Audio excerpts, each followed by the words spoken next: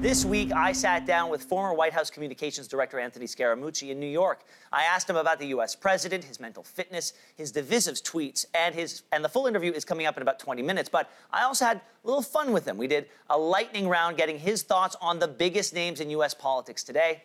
Take a look.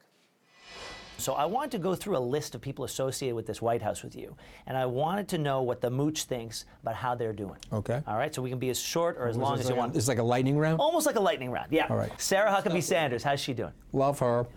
She's a sweetheart. She's wickedly smart. She's an unbelievable patriot. I couldn't be prouder of the job that she's doing. Paul Ryan. I think Paul's stuck between a rock and a hard place because a lot of his mentors are Republican traditionalists, but I do think he's been blown away by the president's political acumen, but I think Paul's doing the best he can. Ivanka Trump. Love her. Super smart. She's got a great personality. You know, she's a superstar. What about Jared? Jared and I are very close. I would say that he's probably more liberal than me. That's no surprise to anybody who lives here in New York. But Jared is very, very smart. I think there's a lot of things that are going to happen on the positive side as it relates to the Middle East, and some of that's being engineered by Jared and his team. Kellyanne Conway. She's one of my best friends. Is so she? Yeah, I love Kellyanne. She's actually Italian. I just want to give the news flash to everybody in Canada. Kellyanne Conway is Italian? Yeah, she's Italian. She got raised in an Italian neighborhood by an Italian mom and 2 Italian aunts. Steve Bannon.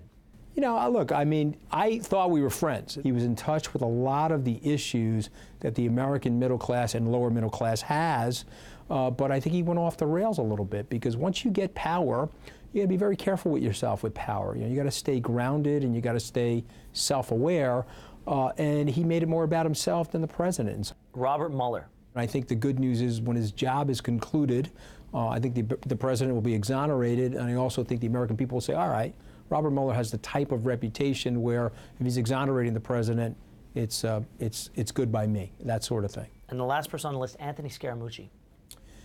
Hey, look, I've got 3 things I can point to in my career inside the White House. My first press conference, where I was very direct, wanted to open up the community and soften up the image.